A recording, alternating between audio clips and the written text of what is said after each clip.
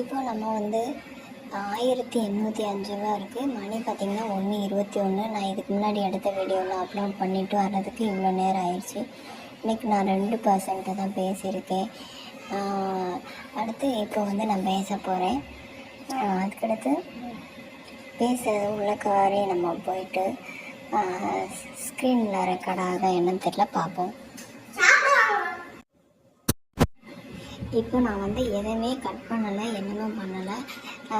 நீங்கள் வந்து அப்படியே பார்க்க போகிறீங்க. நான் எப்படி உள்ளே போகிறேன், எப்படி பேசுகிறேன், என்னென்னு பார்க்கலாம். ஒரு வேளை வாய்ஸ் கேட்கலாம், கேட்காம கூட இருக்கலாம். ஏன்னா இது வந்து அவ்வளோ சேஃபான ஆப்புங்கிறாங்க. ஒரு வேளை பார்க்கலாம் எப்படி இருக்குன்னு.